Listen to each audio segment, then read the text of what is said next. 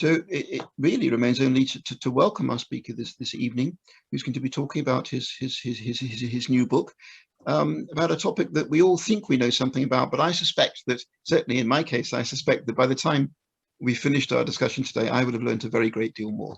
So thank you very much indeed. The floor is yours. Thank you very much indeed, David. And thank you all for attending this evening on what, at least here in Bath, is a beautiful evening. And I can imagine you all have very good reasons to be outside doing something else, if only you wanted to. So I'm very grateful to you for that. I thought I might start by giving a brief resume of me to give you a sense of why I was drawn to this subject and a little bit about my own relationship with Turkey. So what I'm going to do now is share the screen, if you don't mind, and then I'll come back to you a bit later on.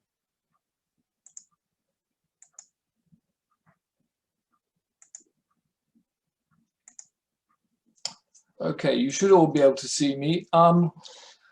Yes, my relationship with Turkey actually dates from 1984, when I left university without any idea of what to do, and quite by chance, having trained as a teacher of English as a foreign language, was dispatched to Ankara, as I say, in 1984, to make the best of my time there, which I did. I immediately fell for the country. And for all the reasons that I think the rest of us probably have cited ourselves for the reasons for liking it, because of the people, because of the food, because of the landscapes, and because, of course, the sense of the culture, and not just the old trope of it being a bridge between East and West, that's to say Persia and Greece, ancient and modern, but also in my case, North and South as well, that sense which I didn't originally have of the importance of Russia in the story. And latterly, I suppose, the importance too of Arabia. So here was a country, and I understood this even as a callow 22-year-old, that sat at the crossroads between four great cultures and was informed by all of them, and also to a degree infected by all of them. And I thought, this is a place, not least, that I can endlessly go on learning about without ever actually getting to a point of becoming bored or tired of it. And that has certainly been the case for me. I still find it as fascinating as ever.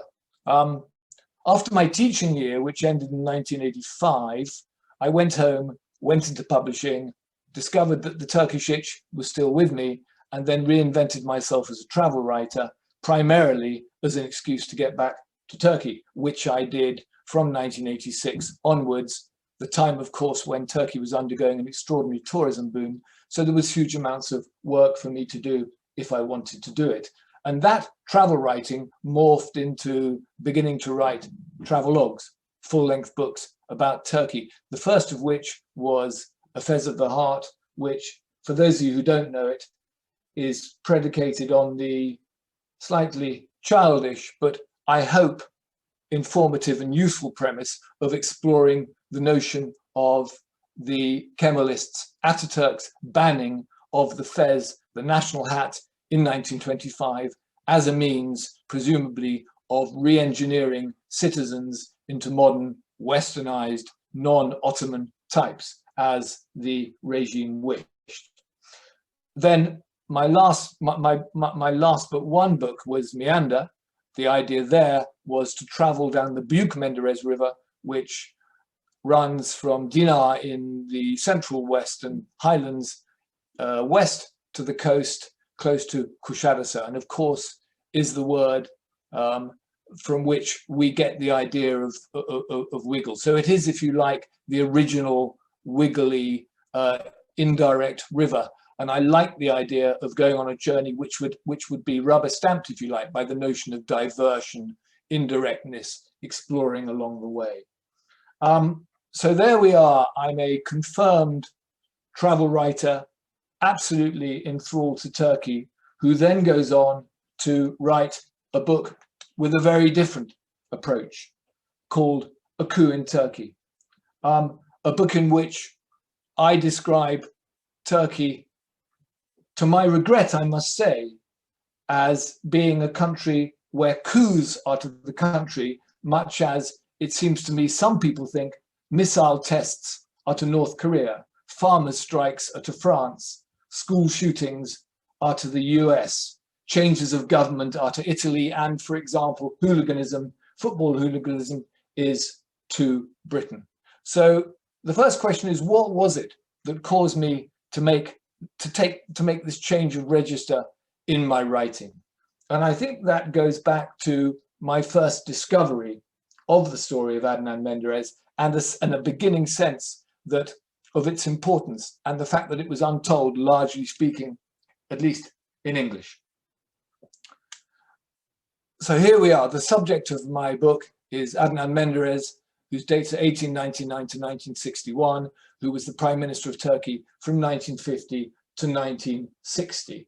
And this was a man who I first became aware of, interestingly enough, properly aware of, that is, on my journey down the Meander River, because of course that was Adnan Menderes's home patch. And it was he who in 1984, when the regime, in another secularizing move, insisted on Western style surnames, that he chose the name of the river along which the family cotton farm ran, Menderes, the Turkish for Meander. Of course, his dates, 1950, or at least the dates of his reign, 1950 to 1960, struck me originally as being a time when history was pretty much taking place elsewhere. It was the time, of course, of the space race, of the Cold War, of the civil rights movement, of the end of empire as far as Britain was concerned, Britain divesting itself of its imperial assets, the beginning of the Beatles, and the beginning of the building of the Berlin Wall. So the sense that something important was going on in Turkey between 1950 and 1960, something defining, was something that I certainly didn't understand until very much later. And my understanding of the significance of Menderes in the story, I suppose, dates after that to a walk I did when I was writing one of my travel pieces for one of the British newspapers from Labranda, which is a site some of you will know well, in the hills above Milas, a wonderful site, a sanctuary of Zeus. And there was a walk I took with a friend, a walking guide, and our walk took us through this village called Kargajak, where we stopped outside this ramshackle house and were invited in by an elderly gentleman called Mehmet, who invited us in for a cup of tea. So we took up the invitation, entered the house, walked up a set of rickety stairs, and were entertained there to a cup of tea made for us by his wife. Here's Mehmet and his wife, and here's a small detail of what that upstairs room looked like. The main detail, of course, that the walls were hung with any number of photographs, memorabilia photographs of the story of their family, of their extended family. And amongst them, I spotted this, which was, to my, at that time, ignorant mind, clearly a photograph of some Turkish politicians, which struck me as interesting, not least because my ignorance extended to the point where I assumed the political iconography was completely monopolized by Mustafa Kemal Ataturk, to the point where, thinking back, I couldn't really remember, at least at that time, having seen very much in the way of other competing politicians in the iconography. So there was a sense that this picture that meant so much to Mehmet clearly had a currency that I needed to understand better. And of course, the four men standing here, as most of you will know, from the left are Celal Bayar, who was the president between 1950 and 1960.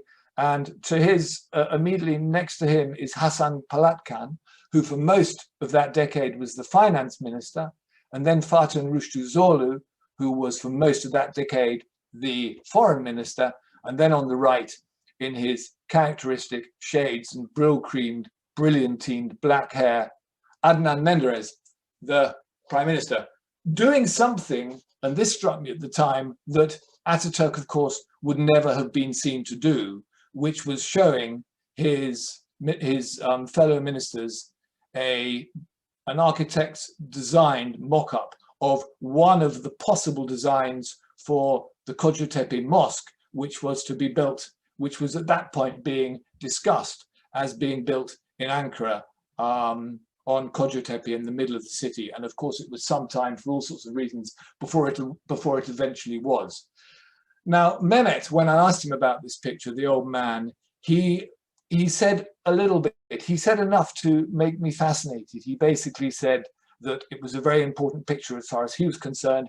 He regarded it as a devotional picture, and he regarded the way that Menderes had been treated as utterly shameful. And he also then added that in the 1960s, it was a picture he would have been very, very careful to keep and only show to people who he trusted. So there was enough there for me to get a kind of sense of, here was a story I didn't know anything about, and I felt it was probably a real value in terms of me understanding it. A further feeling I got was that this began to give me a sense of the rift, which, and I'm speaking broadly here, defines Turkish political life. On the one hand, secular Western reformers wedded to Ataturk, and Islamic country conservatives wedded to political figures like Adnan Menderes, and led even now by the example of the current president. So what Mehmet told me in that defining moment increased my sense of that rift, and also that there might possibly be a story here which was worth telling. And as I began to research it, I got a sense, above everything else, that this was a tremendous story, not only tragic and moving, but potentially very enlightening too, and therefore probably worth telling. It is worth saying, of course, that though the two never met, the president, the current president, and Menderes never met. The president was 8 when Menderes died, of course, but it is worth saying that it is one of his very much one of his things that he continually makes references to Menderes, on whom he likes to model himself, as do his followers in many of the placards that you'll see at the president's rallies, for example. I'm not going to say any more about that, except to say that I will leave it to you to draw such parallels as you choose to draw. Anyway, the consequence of this, it seems to me, is that Menderes is adored by people like Mehmet, but he's also despised in equal measure, as I discovered from the young man with whom I was walking on that day from Labranda down to the village. And he told me, as we were leaving the house, having drunk our tea with Mehmet, that it was his view that Menderes was the worst thing to have happened to modern Turkey. And at that point, I began to really understand that that Menderes has a fraught symbolic payload that I really wished to explore. As to the character of the man, it's probably worth saying a few things about Menderes. Born, as I say, in 1899, and this is a map I've only just put in, I hope it makes it clear, in the Aydın area of Turkey, in the Aegean area, in the village of Çakırbeyli, as you can see on the map, which is just to the south of Aydın. He grew up there, but he was actually born in Izmir. So this is very much his area. Born in 1899 and suffered a tragic early infancy, which entailed the death of both his parents and of his only sibling, a sister, by the time he was 2. And he was then brought up by a grandmother in Izmir latterly. But it seems to me that the trauma and tragedy of those early years feeds into aspects of his character as it develops. He turned into a very capable, very intelligent young man, clearly possessed of charisma, but also extremely hypersensitive, vindictive, cynical, and extraordinarily complicated and interesting character, whom through all the research I did in him, I never quite got to understand completely. So in terms of how I wanted to begin the story, it seemed to me that there were several beginnings. You could begin it in 1899 with his birth. You could begin it in 1931 when he first was elected to Parliament as a deputy of the Republican Party for Aydın. you could go to 1945 when he was one of the founders of the New Democrat Party along with Jalal Bayar, or to 1950 when the Democrat Party is swept to power and Menderes is appointed Prime Minister. But what I've chosen to do, for reasons that I'll explain, is to actually start the story, at least in the book, in February 1959. And in February 1959, on February the 17th, a plane crashes at Jordan's Wood in Gatwick, England. It's a Turkish Airlines flight carrying an official delegation into Gatwick to attend the independence officialities, ceremonials for Cyprus. And I mentioned earlier that this is a time when Britain is divesting itself of its imperial assets, one of which is Cyprus, which, after some very impressive negotiations by Fatih Rushdu Zorlu for the Turks and his counterpart on the Greek side, leads to the independence of Cyprus, announced around about the time in 1959. The plane crashes in thick fog and it goes down, as I say, in Gatwick Wood. I'm now going to play you briefly some Pathé footage to give you a little bit more detail as to where the story goes after this. The Turkish Prime Minister, Mr. Menderes, visited Repeal County Hospital soon after he left the London clinic, where he had been recovering from the shock of his air crash of the previous week. Still under treatment at Redhill, where two other survivors of the tragic accident, one of them the Premier's valet, Karim Nefes, whom he now wished a quick recovery. Nefes sustained head injuries and a broken arm. He rejoiced to see his master again and said he prayed for a safe return to Turkey of all who had been preserved. It will be remembered that when the Viscount airliner crashed while trying to land at Gatwick, 15 of the party were killed.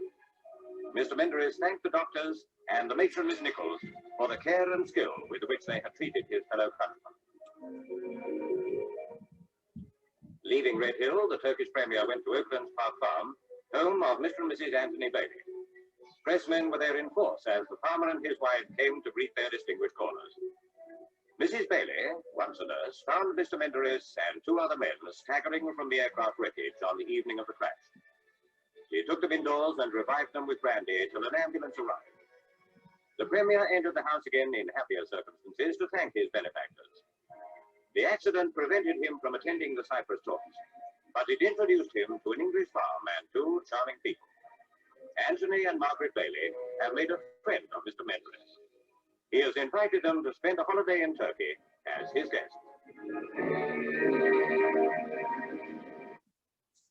Good. So this is February 1959, and the extraordinary situation of Mr. and Mrs. Margaret Bailey, who live very near the plane site, being alerted to the crash, driving there, and as they get out of their car, three men stumble out of the woods. One of them is Adnan Menderes, who announces himself to them as the Prime Minister of Turkey. What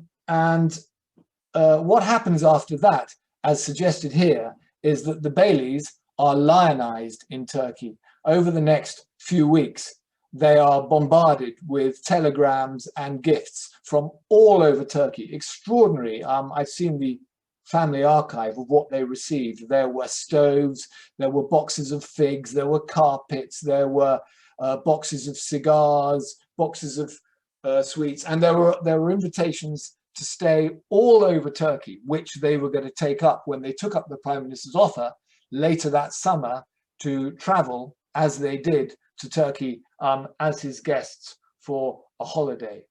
But before I get ahead of that, I want to go back to 2 weeks after the crash, a couple of days after the picture you currently see on your screen, when Menderes finally returns to Turkey, and he is met at Ankara station by vast crowds of well-wishers from his constituency.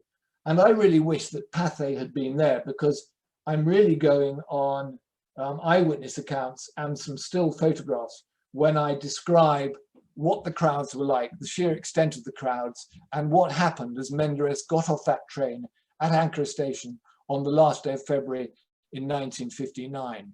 as he progressed through the station, the crowds began to sacrifice livestock in his name. And it appears to have been an extraordinary bloodbath, not only sheep and goats, but also full-size oxen, and even, in a few cases, camels. It was the most extraordinary scene. And I think it not only reflected just how much affection, admiration there was for Menderes from his followers and from the extent of his following, but it also gave a sense of just how appalled those who by that stage in Menderes's time in power, just how appalled those people had become in terms of the way that he was prepared to court Islamic primitivism, you might say, superstition. And indeed it went further than that, because there was this notion in play that it must have been divine intervention that had kept Menderes, of all the people, safe when most of the other people on the flight were killed outright. And what was interesting, I think, was that at this point, the Democrat Party, rather than poo-poo these suggestions, actually gave it their formal backing. This is a Democrat Party poster, which was current at the time in the months after the crash, which you will be able to see is a picture of Menderes, and under it says, "Allah saved you, preserved you for the Turkish state." And it's my contention, at least, that this sense that those who were plotting against Menderes by February 1959, and this is, of course, only 16 months before the coup actually takes place, that it was at this moment that they sensed that they had to move against him, because the notion of the idea being given such currency even by the officials in the Democrat Party, that Menderes had survived because of the favor of Allah, was something which could not be stomached. Before I go on, I just think it's worth briefly tracing the main events and the character of the of Menderes's decade in power from 1950. The first democratic elections take place in 1946. They're deemed to be unsafe because the Republican Party win it, but the Democrats nevertheless do very, very well. By 1950, they win by a landslide, and Menderes is immediately appointed to power, and Bayer becomes the president of the nation. And over the next 10 years, these are characterized, at least in my view, by the extraordinary energy, not least of Menderes himself, and of the modernization of the country, particularly of the backward interior, with a massive infrastructure investment, which is largely funded by American aid money. Along with this goes the provision of jobs and services to his constituency, which is, broadly speaking, rural. Obviously, the provision, for example, of pipe water, tarmac roads, and all the other services, which up until that point, many of the villages had sorely lacked. These benefits extend actually beyond material to an extension of religious freedoms. And this begins in 1950. One of the first things that the Menderes government does is, as you all know, is to repeal the Ezan Law, whereby the call to prayer could only be made in Turkish. Under Menderes, this is repealed within 2 months of him coming to power in May of that year. And it actually sets a pattern which only really kicks in later in the decade, which is to do with increasingly courting the Islamic devout constituency, and also reverting to, in what to many of us will appear like a familiar pattern, retreating from democracy to an increased sense of authoritarianism, which includes the jailing of journalists, the maltreatment of the judiciary, and the rest.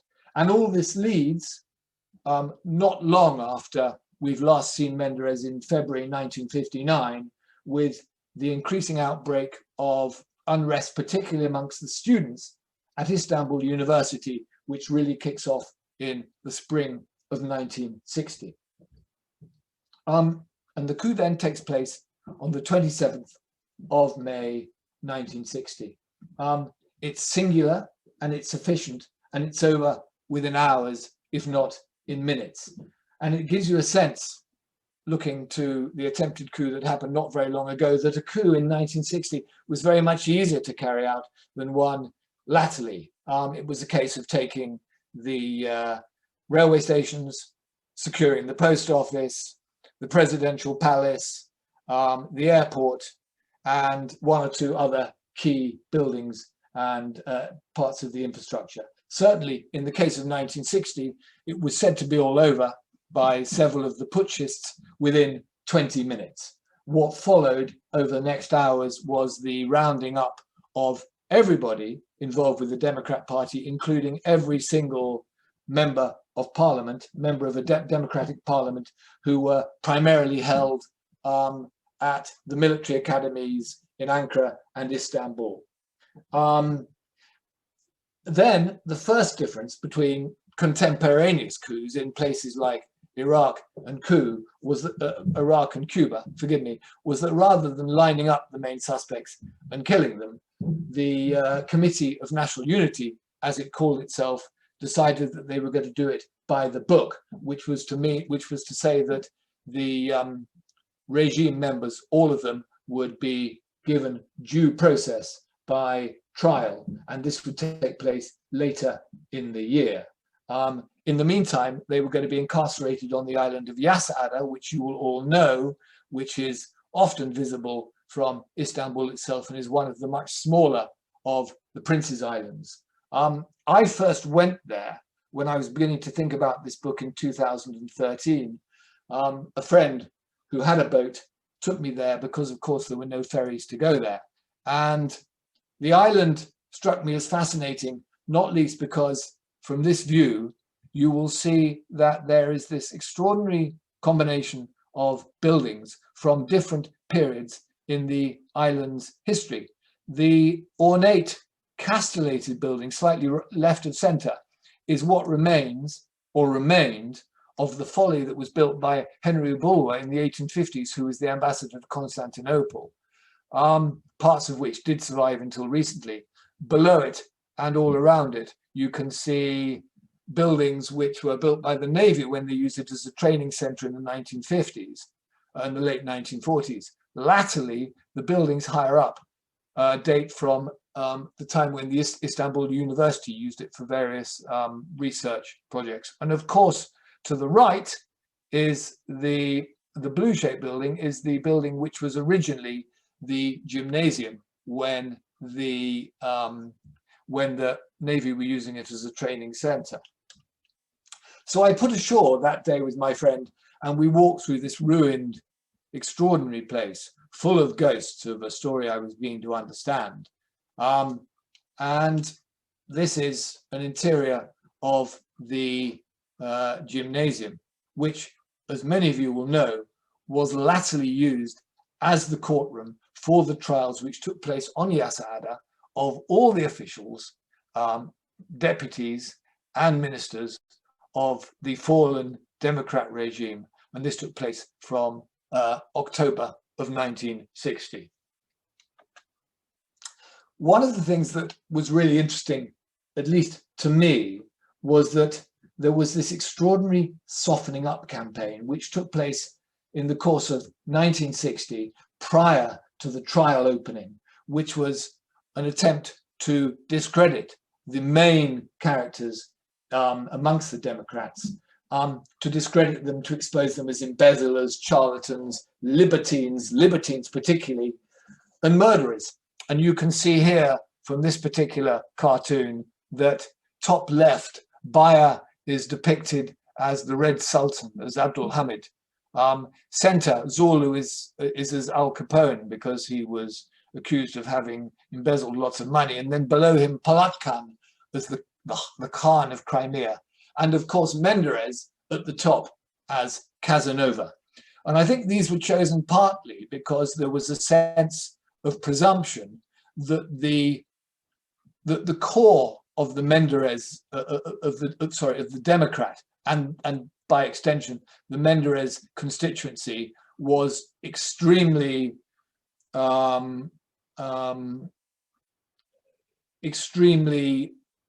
orthodox, and pious.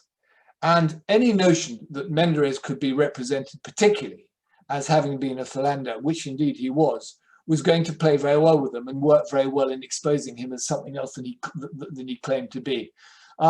This process went very, very deep. Some of you will know that there were these albums called the Dictator caricature albums, which circulated very, very widely. And one of the details here is very interesting in terms of some of the ways that they tried to pin elements of what they regarded as the main character's crimes on them. In this picture, which I've come up close on, you can see Baya with a dog sat next to him, standing in the stand. And you can see that 20,000 tele is attached to his tail. We'll talk about that in a little bit. And we'll also talk about the other central image here, which is of Menderes holding a clutch of screaming infants, which is fascinating.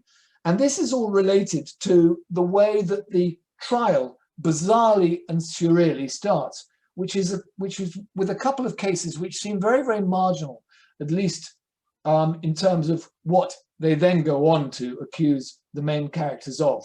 But then they begin to make sense when you understand what it seems that the Committee of National Unity is trying to do. Firstly, this is called the dog case, which is the first case brought in all the trials, whereby the president is accused, sorry, I'm going to go back here, where the president is accused of being privy to the stealing of a dog, which was given to him by the king of Afghanistan.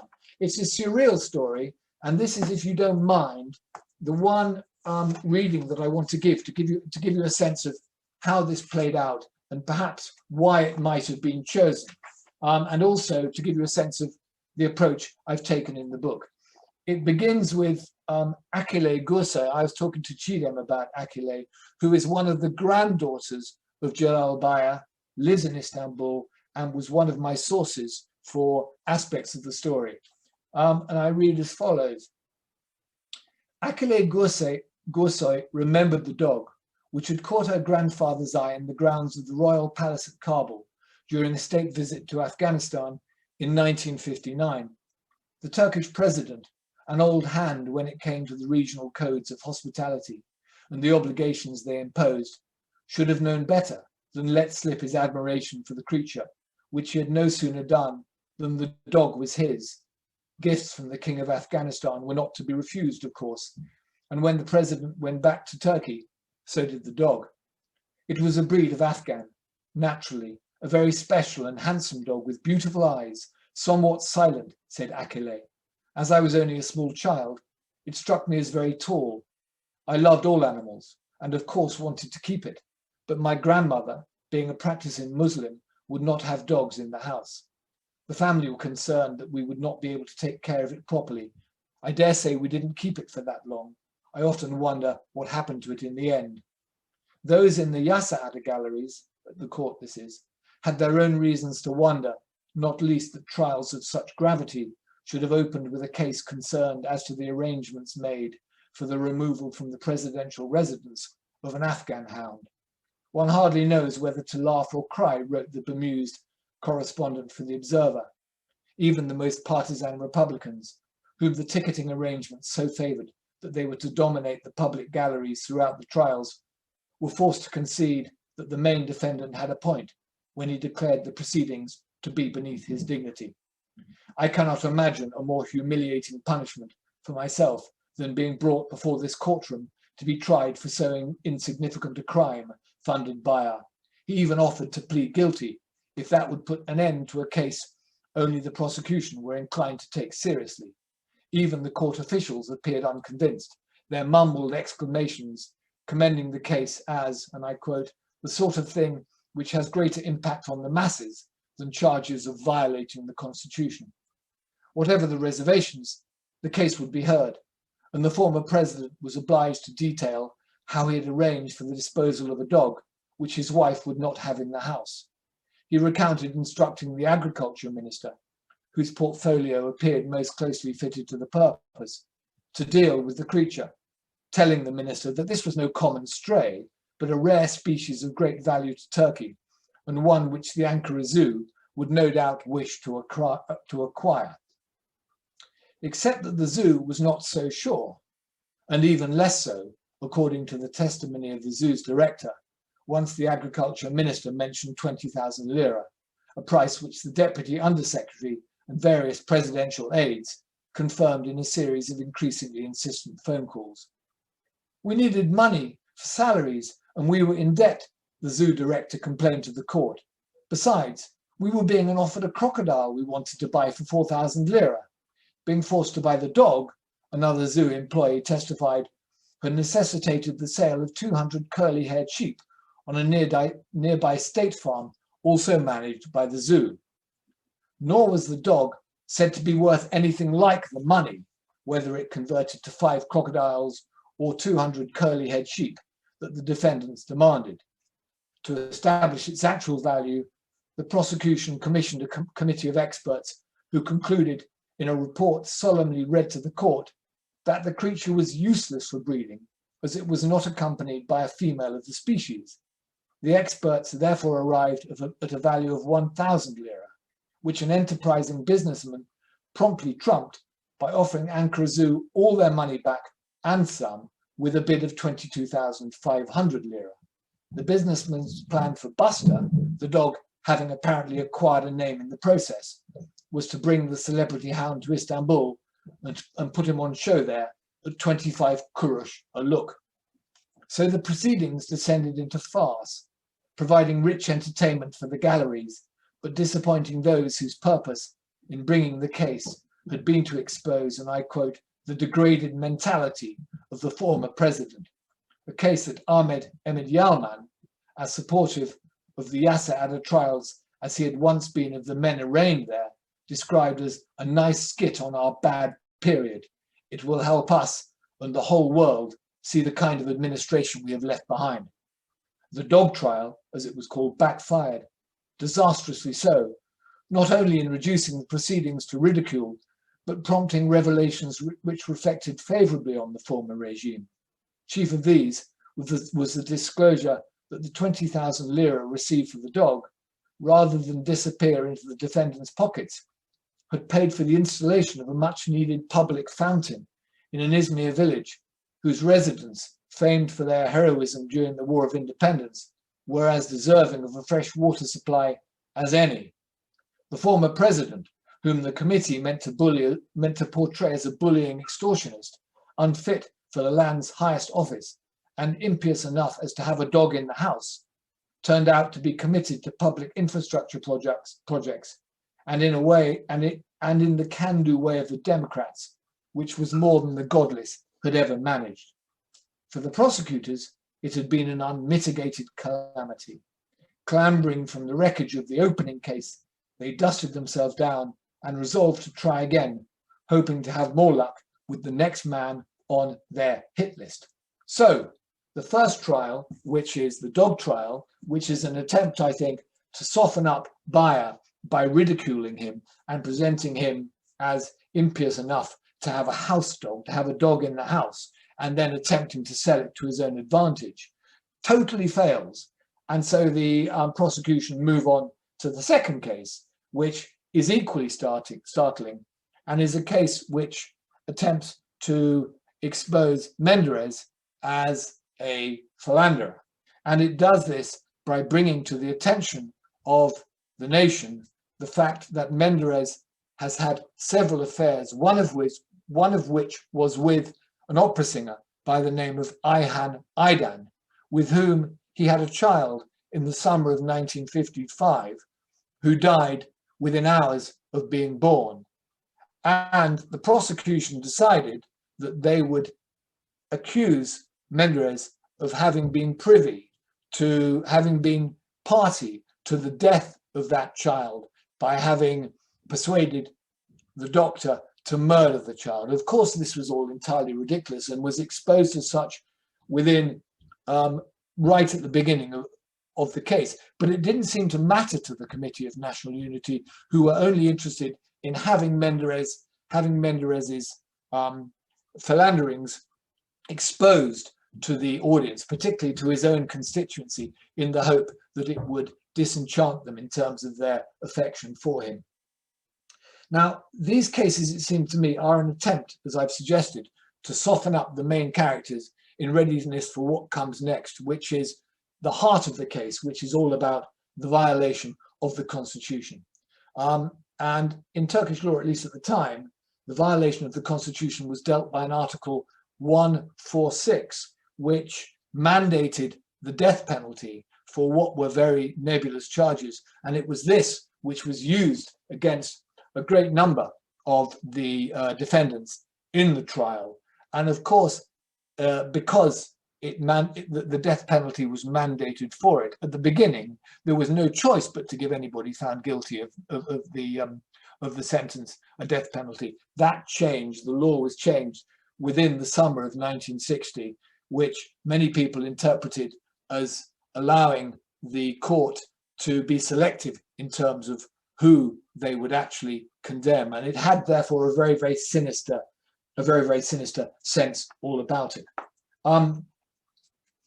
Suffice to say then that all this ends up with, in the late summer of 1961, the sentences being delivered on the 15th of September 1961, whereby many of the ministers and MPs are given lengthy jail sentences, 31 are given life sentences, and originally 15 are given death sentences.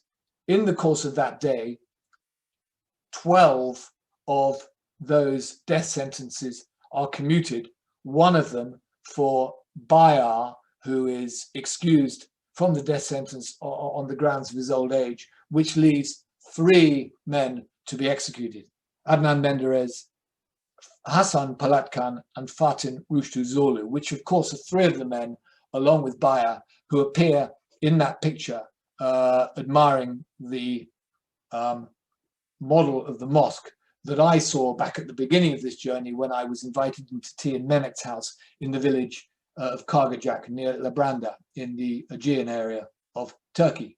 Menderes, of course, dies after the other 2, and this is because he attempts suicide on the night of the 15th, the day that the sentences are passed over. So he's not conscious to hear of himself being sentenced to death. And he therefore is in no state to be executed on the 16th, which is when Zorlu and Palatkan are hanged. He is only hanged on the next day.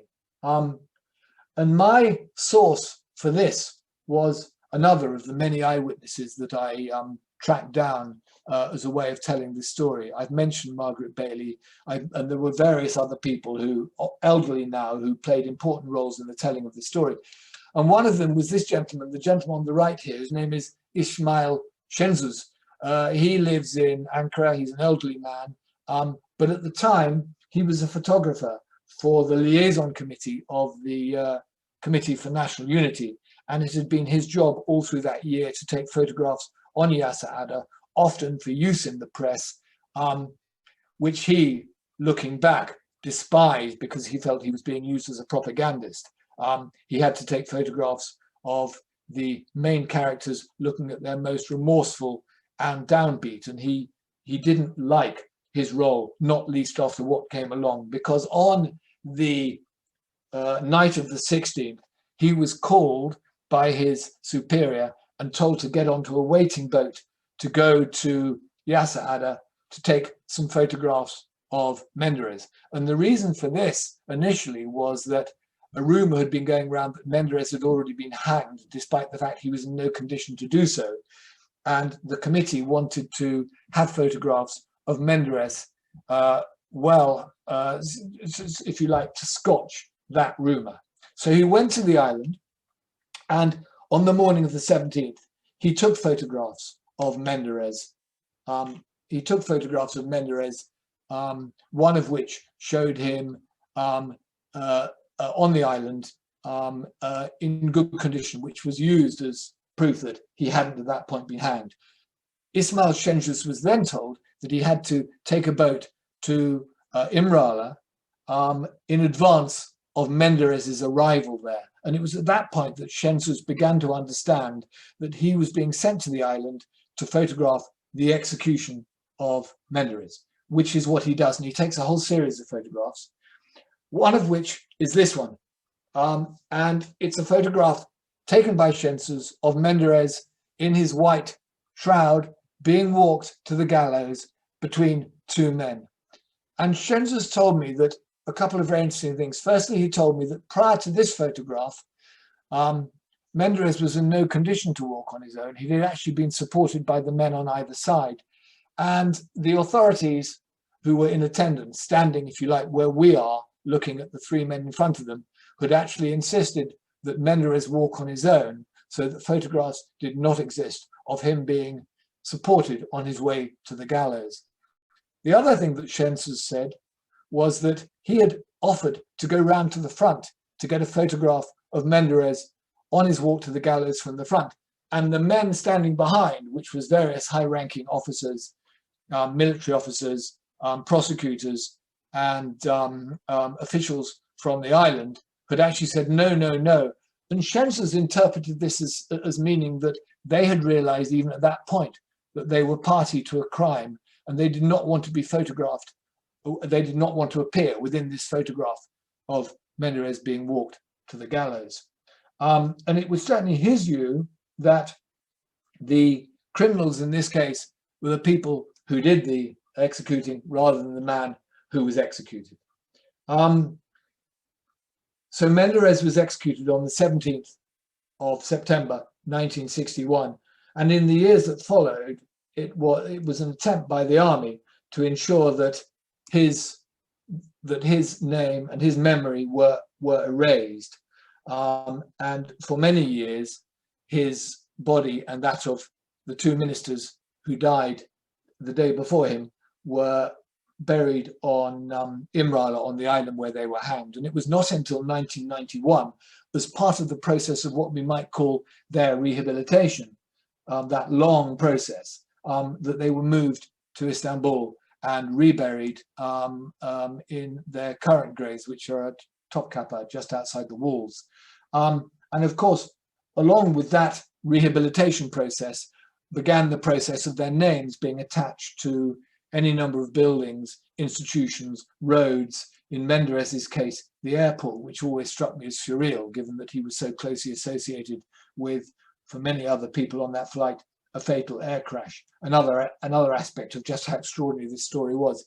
We've now reached a stage in terms of his rehabilitation, as some of you will know, that the gymnasium where he was tried was reopened late last year as, if you like, a sort of memorial to the Democrat Party and to the hanged men, which is, I've not been there now because I'm not even sure whether it's open given the COVID restrictions, but apparently this is what the gymnasium now looks like. The one building on Yasa Ada, which has now been renamed as the Island of Democracy and Freedom, the one building which was actually preserved and rebuilt, while the others were effectively demolished and rebuilt as kind of replicas, if you like.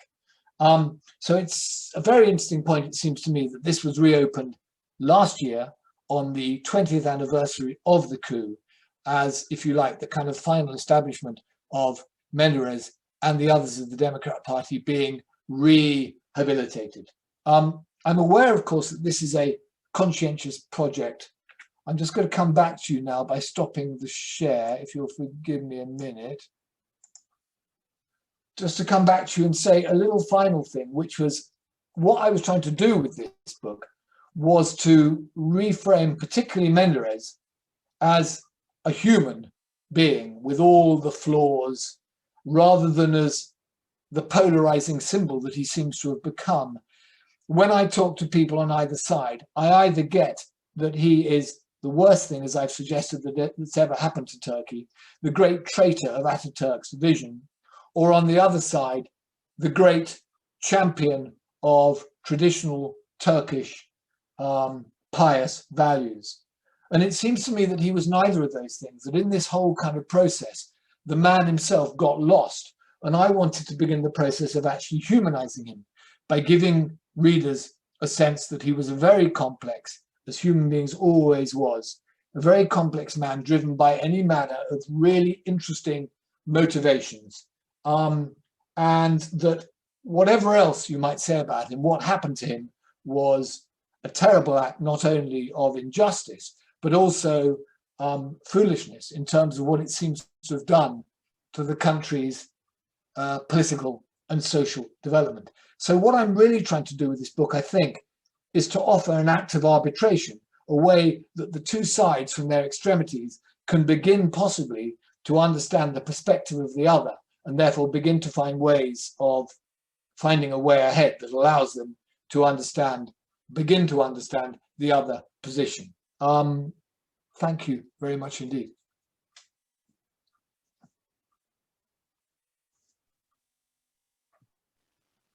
Well, thank you for that introduction and to the subject. And yes, indeed, just as I suspected, I'm sure we've all learned a lot. On my side, for example, I certainly hadn't seen that newsreel, which was absolutely fascinating.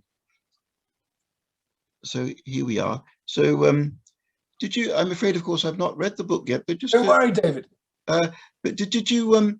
In the book, do you also talk about the period before the trial very much? As to absolutely. I mean, what I do is I sort of I mean, my focus is effectively 1950 through to 1960. Well, you might say 1945 through to 1960 through to 1961. So the heart of the book really runs chronologically from 1950, which seems to be the honeymoon period for Menderes and for his people, through 1954, when the first elections take place, 1957. So if you like, this gradual backpedaling from the espousal of democracy and this wonderful kind of apparent new beginning for Turkish politics and political democracy, and the way that it falls apart and we reach 1960. So yes, I do. It's probably fair to say that the first half of the book goes from 1950 to 1960, and the second half focuses in on what happens from the coup and onwards. I see. Well, thank you. That's very helpful. Well, who would like to ask a question to begin our discussion? We have a good number of people, but not so many. We can't just have a free discussion.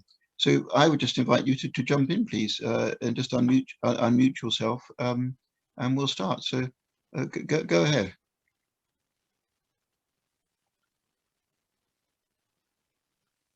I saw there was a note that somebody said, which began, "It's not fair to characterize Menderes as anti-Ataturk," and I certainly never did that. That's absolutely right. I do think that the committee characterized him as that. They used that as part of their campaign against him.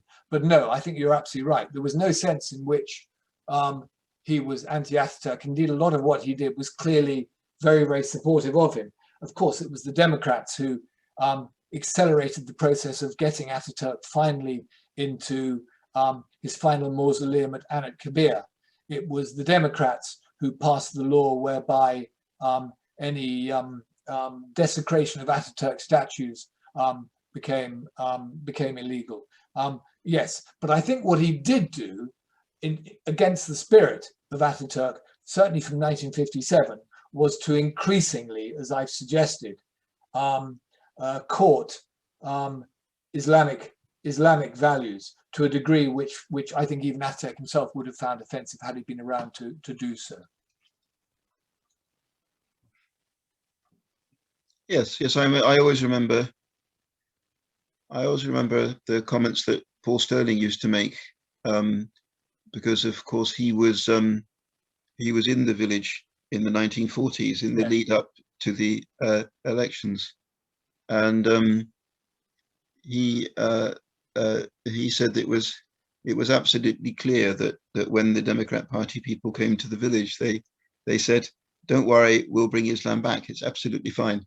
Because the villagers that he was working with, of course, a Sunni village, were totally in favor of the Republic. They apparently danced for a week when the Republic was declared, but they certainly were very, very much in favor of the Arabic script and the call to prayer from the mosque to be in Arabic as well.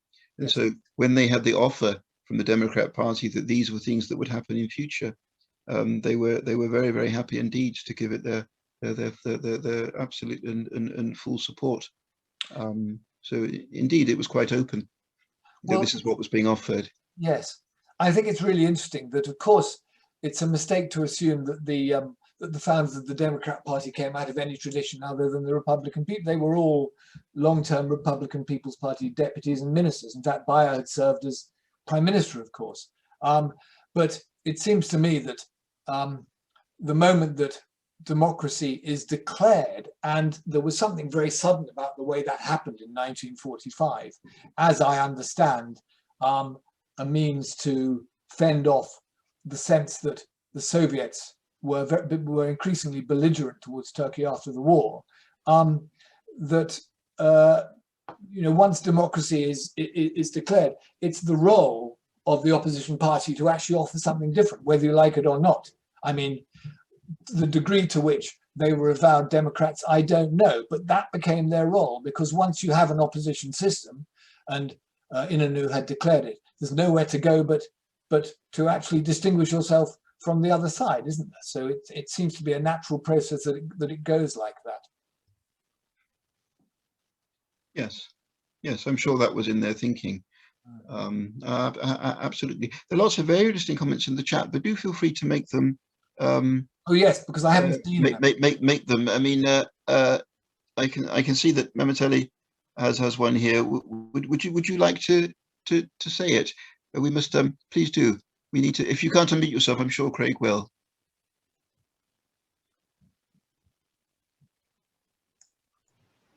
Craig, could you unmute? Ah, there we are. Go ahead.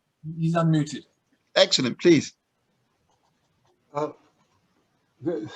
was just kind of remembering things. I was almost freely associating as you were talking. The evenings we used to have by the radio, listening to very, very heavily edited versions of the Yasada trials, and then of course they were edited in such a way as these kind of demigods of yesteryear appeared to be pathetic creatures, Yes. corrupt and everything like that. And of course, it began with the Köpek davas, the Afghan hound, and then how corruption. Of course, we didn't see that the way they botched it, and of course pictures of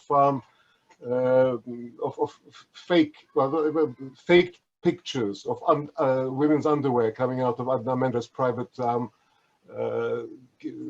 prime minister's office, safe and things like that. So, but the trickle down of that in my mahalle was that even the kids were split into two, actually. Were they?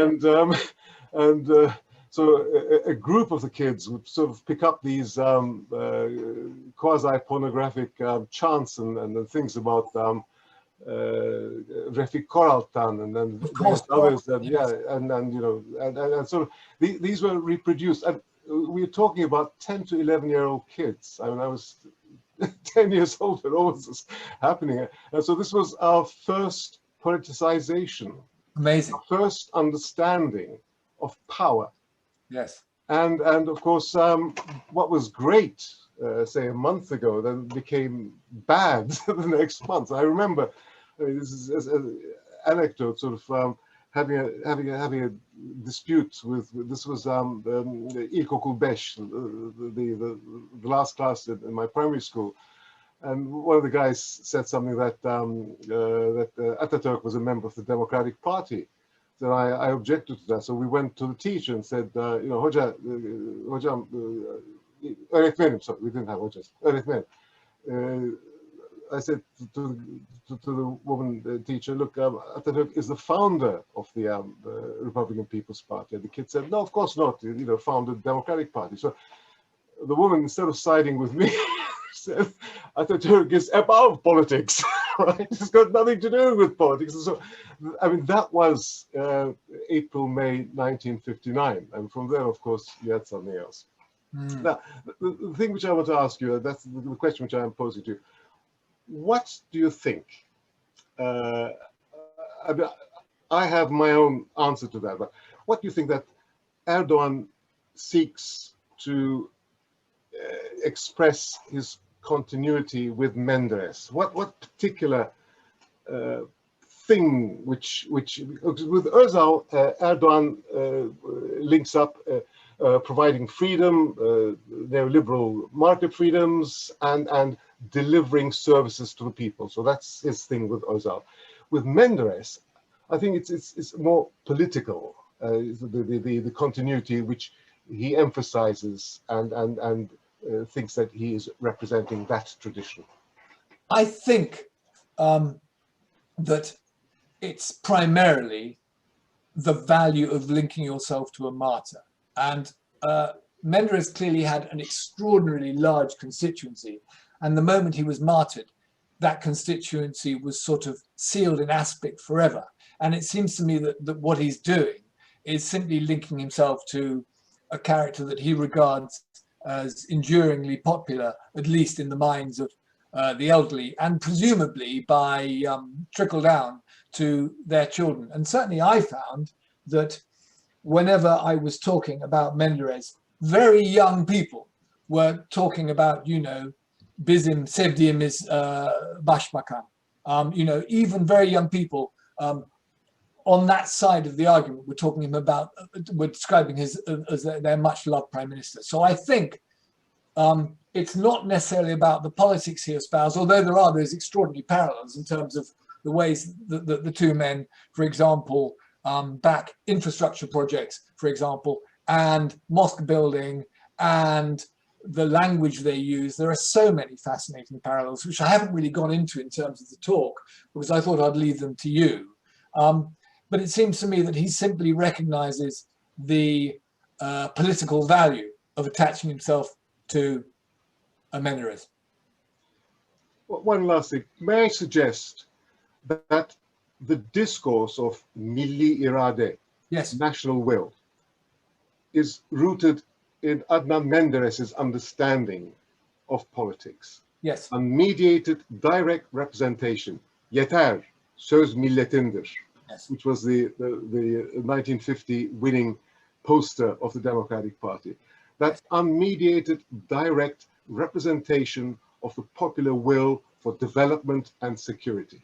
Yes, I completely agree. But I don't think it was necessarily something that he espoused at the beginning. I think what happened was, and I don't know if you'll agree with this, that in 1950, he was absolutely intent on allowing the freest, most democratic society that he could envisage. But he very, very quickly discovered, I think, that the hurly-burly of democratic life was very hard to take, especially if you had a skin as thin as he did.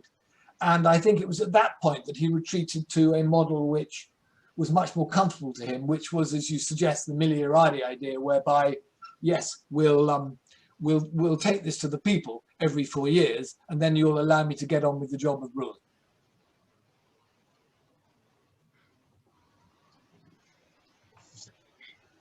Would you like to make any further comments on that one? Or Are you asking me or yes, in general? I was actually asking. That's fine. Okay, well, we can always come back to you later. Who else would like to? Aaron, did you want to say something? I saw that you put some messages in the chat. You're muted, Aaron.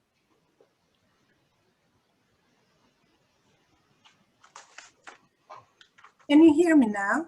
I can Yes, hear you please now. go ahead. Okay. As someone who lived through those days, I remember, like Mehmet Ali, in our street, it was the summertime, of course, and all the windows and doors were open. And while walking down the street, you could hear the program about Yasada trials. You could hear this program coming out of every household. Amazing. And it was it was just the talk of the town. Everybody the next day talked about what had gone on the night before. Now, the way I look at things is that the Inönü period after the Second World War, I mean, from Atatürk's death onwards, had gone on for a very long time, and during the Second World War, the country experienced a lot of hardship, and people were really feeling very sorry for themselves and for the whole country. That when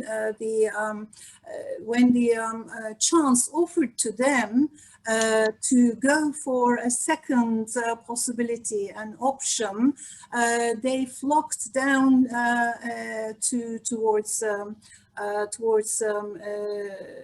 Democrat Party. When it started, I think it started appealing to all kinds of political people, the right and the left.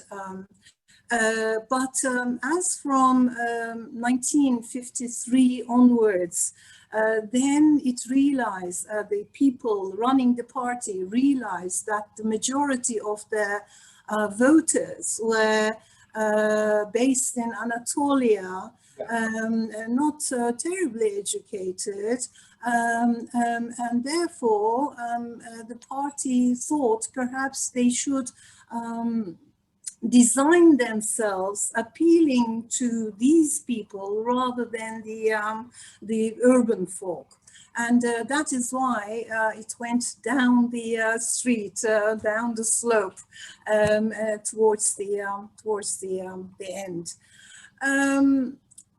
My question, not related to any of this background, my question is, why do you think the 1960 coup was successful in terms of the coup makers, and not the one in 2016? Is it just because there was a time difference in the latter case that everything, the whole plan had to be taken before it was originally planned, or was there anything else behind this? What do you think? Well, I think a couple of things. You're entirely right that the timings were very odd in terms of the 2016 one. You know, it started in the course of the evening on a Friday. But then, of course, the whole sort of social media thing is what it's really all about, it seems to me. In 1960, it happened in the middle of the night, and the people were quiescent because there was very, very little in terms of the ability to communicate with each other. So the idea that this was happening and therefore marshalling any kind of resistance to it was impossible. So as I suggested in the talk, once you've taken the main points in the capital in Istanbul, you don't even have to worry about bridges because there weren't any across the Bosphorus. It's done. It's super easy. And there were enough elements within the army who were backing it at a high enough level that there was actually very little resistance. The police effectively went along with it very early on. And it seems to me that the difference was that by 2016, there was a sense that coups were no longer acceptable in a way that the sense wasn't actually there, I think, in 1960. There was quite a lot of support for it, particularly in the cities, certainly judging by the crowds that came out in the days afterwards. But it seems to me that by 2016, everybody is so connected that you're able to marshal resistance. You're able to get people on the streets because everybody's got a mobile phone and everybody's connected. And that's really what did it, I think, that there were huge crowds at the Bosphorus bridges and elsewhere, as many of you will know, I suspect, by firsthand. And it was that did for it. Plus the fact that there was, for example, there was a lot of bungling, wasn't there? There were no attempts to arrest any of the major players. which was quite extraordinary. And this was entirely different to 1960, when all the main names were arrested within hours of the takeover having taken place. So it seems to me that the 1961 was always going to succeed in the same way that the 2016 one was always going to fail.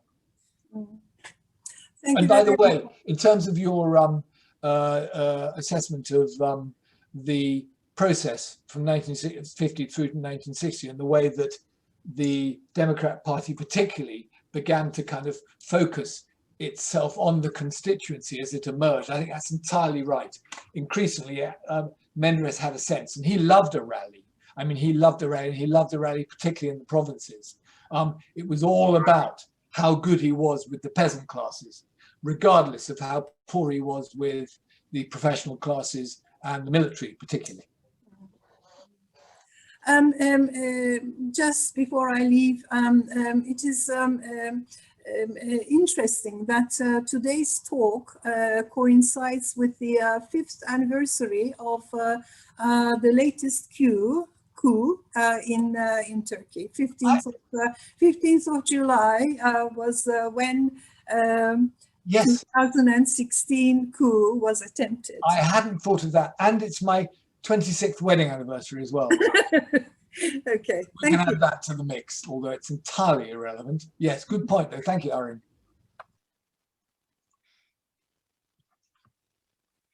Well, thank you for those wonderful comments. Would anybody else like to say anything? I don't know whether Andy, you have any thoughts on this particular period of Turkish history. Can I offer a very small anecdote? I first went to Turkey in 1961, it happened. And I went there as an architectural student. I knew nothing whatever about Turkish politics, but I happened to stay in the tower block where Menderes' wife lived at that time. And I think she was on about the 3rd floor, and we were a couple of floors higher up. And firstly, when I was going into the block one day, I noticed a paper about the size of half an A4 block on the door. And I asked my friend with whom I was staying what this was. And he said it's a notice of the execution of her husband, which struck me as being a particularly unfeeling and macabre thing to have done. But then later on, a crowd of journalists gathered on the lawn down below, perhaps a dozen of them, perhaps less, and she was shouting out of the window, "Çingene," which was how I learned that word. She was clearly very, very upset indeed, as she had every right to be. Can I just interrupt briefly? I mean, is this Peter talking? Yes. Yes, it's Peter Andrews. Yes. Yeah. Peter Andrews. Alford. No, Peter Andrews. Yes, Alford is my middle name, but for some reason it comes out. Got you. Sorry, Peter, because your camera cuts you off, so I couldn't quite tell whether who was talking. That is so wonderful. And I just wanted to say to all of you, because several of you said fascinating things, it's such a, I feel so silly for not having found a way to reach you for these stories, because it's all such fantastic material. And it may even be, if the book goes into a kind of second edition or something, that I might come back to you and quiz you on some of these if you like, because particularly what you said there, Peter, is fascinating. I was aware that the notices of execution were actually stapled to the doors, and I was also aware that the belongings of the executed men were returned to the families, but there was a charge, there was a delivery charge levied in each case, which strikes me as kind of extraordinary and remarkable. The extreme. Yeah. The block was in Kavaklıdere, if I remember correctly.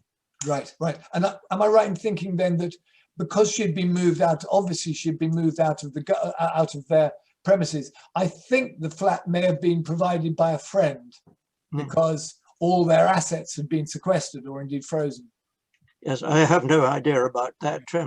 The man I was staying with was a Cambridge friend called Tony Shaw, who happened to be working for the British Council, probably teaching English. Right. And he gave me the impression that there was nothing unusual about her presence there. Right. So perhaps she'd been there for some time. Fascinating. Later in 1972, on another trip to Turkey, I was in Van, and I found that they were very pro-Menderes. And they pointed, for example, to a cement factory which had been built not far, I think on the southern shore of the lake, or not far from the southern shore. And this for them was an example of something which had been done for them in their remote region, yes, which nobody else had done. Yes, that certainly comes across in my researches, that people were very grateful for the provision of infrastructure, but they were also impressed by the amount of flesh pressing that Menderes did. I mean, I've mentioned the endless rallies that he seemed to actually increasingly rely on, almost as a drug, to remind himself that despite the problems he was having in the cities, the resistance to him out in the provinces, he was as popular as ever. But he does seem to have extraordinary energy in terms of the number of villages that he would visit, and he would press everybody's flesh, and that seems to have been an important part of his appeal. Yes. Yes, I mean, clearly he defined the. May I ask a question, if I may? Please go ahead. Yes, right. Thanks very much. Well, as far as the Turkish political development is concerned, I feel that 27th of May has established a precedence for succeeding coups. There have been a number of coup attempts after 27th of May. 12th of March, before 12th of March, February 1961, I suppose, and then 62, I think it was. 62, yes. And then following that, 21st of May, and then 12th of March, and leading to 1980 coup, and finally 2016. Yeah. I suppose, 1997 also. Yes. This, obviously, 27th of May has established a very strong precedence in the Turkish political system. Now, looking back, that I come across with quite a number of people who are adamant supporters of 27th of May, but whereas they're totally against 1980, but they are both military coups. Indeed, interesting. And there seems to be quite a contradiction. Of course, those who defend 27th of May defend in terms of the Constitution, which was very democratic, a very liberal constitution, and the trade unions were established after that. But of course, 1961. All these things accumulated to 1980 coup, and then eventually 2016. I don't know what you think about this. I mean, in terms of assessing 27th of May as of today. I completely agree with you. And it seems to me that regardless of the different characters of and motivations for the various coups, the point about the 27th of May is that it's the precedent, isn't it? It's the first one. It allows you, once it's done once, you can do it again. And the reason it seems to me that the 27th of May is so important is because it was the first time that the army got over the fact that they knew Ataturk himself had been absolutely clear that interference in civilian government by the army was unacceptable. And therefore, when they eventually managed to persuade themselves that they could justify the coup once, then they set down a marker, if you like, a precedent which made it so much easier for any coups to succeed it. So yes, it's absolutely essential. It's the first one, and therefore it sets the example for all the other ones too. In terms of whether it's acceptable, I don't think any of them are. And it seems to me that the first one was driven as much by a sense that the country was in trouble. And indeed it was. There was a great deal of unrest, but actually a lot less than there was in the run-up to 1980. I think it was to do with the contempt and the dislike that the military class had for Menderes and the way that he had undervalued the military prestige, and that he'd also cut their pay to a great degree, and he'd also championed the notion of wealth in a way that I think the officer class resented. I think those were the reasons why they eventually moved against him, not because the country was in a state where the army had to take control. Well, thank you. Thank you. Pleasure. May I just add that there is a lengthy review of your book in the forthcoming issue of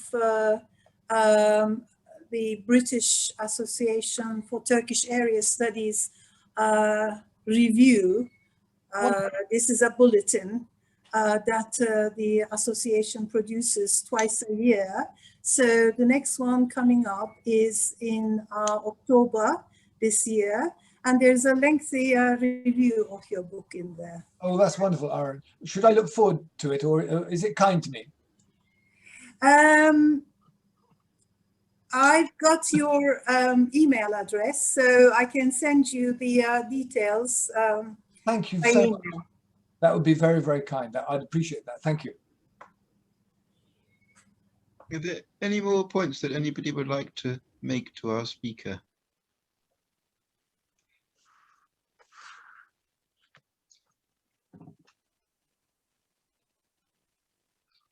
Well, I think it just remains then for us to thank him for a thoroughly stimulating, engaging talk with beautiful visual images. And we look forward to the next talk that Craig so kindly arranged for us, and also wish you every success with your publication and for the one after that. David, thank you so much, and thank you to you all for attending. And those of you who I didn't reach and I should have reached when I was researching the book, it may well be, as I say, that I will, if you don't mind, come back to you if there's an opportunity in the future. Perfect. Well, in that case, then I wish everybody a very fine evening on this beautiful summer's day. And a round of applause for our speaker. Pleasure. Thank you so much for attending, all of you. Thank you. Thank you.